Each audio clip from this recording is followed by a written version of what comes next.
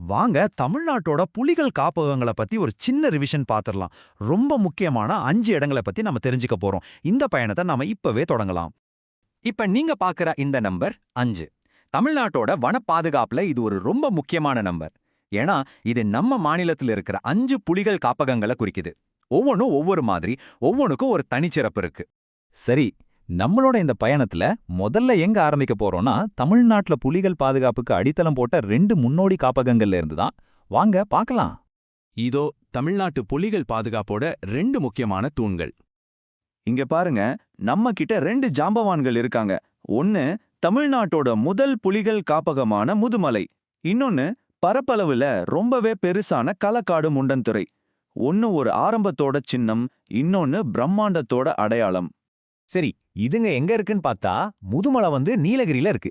களக்காடு முண்டந்துறை திருநெல்வேலி கன்னியாகுமரின்னு 2 மாவட்டங்கள்ல பரவி இருக்கு. இது அகத்தியமலை உயிர்கோள காப்பகத்தோட ஒரு முக்கியமான பகுதியாவும் இருக்கு.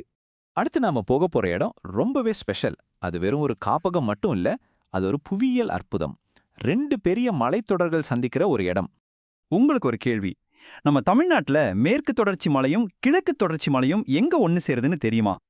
யோசிச்சு பாருங்க. இது புலிகளோட பயணத்துக்கு ரொம்ப ரொம்ப முக்கியமான ஒரு வழித்தடம். பதில்: சத்தியமங்கலம் புலிகள் காப்பகம். இது வெறும் காடு இல்ல, இது ஒரு உயிர்நாடி. இந்த இணைப்பு இல்லைன்னா விலங்குகளோட நடமாட்டம் பாதிக்கப்பட்டு அதோட எதிர்காலமே கேள்விக்குறியாயிடும். இந்த அற்புதமான சந்திப்பு ஈரோடு மாவட்டத்துல அமைஞ்சிருக்கு. இதுதான் சத்தியமங்கலத்தை இந்தியாவிலேயே ரொம்ப முக்கியமான புலிகள் வழித்தடங்கள்ல ஒன்னா மாத்துது. நம்ம பயணம் இன்னும் முடியல. சத்தியமங்கலத்திலிருந்து இப்போ மத்த 2 முக்கியமான புலிகள் சரணாலயங்களை நோக்கி போகலாம் வாங்க.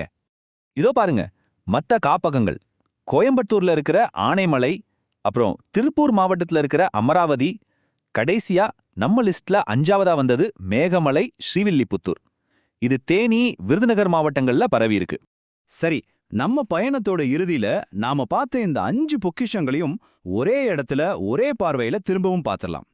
இந்த அட்டவணையை பார்த்தீங்கன்னா ஒரு முழுமையான சித்திரம் கிடைக்கும்.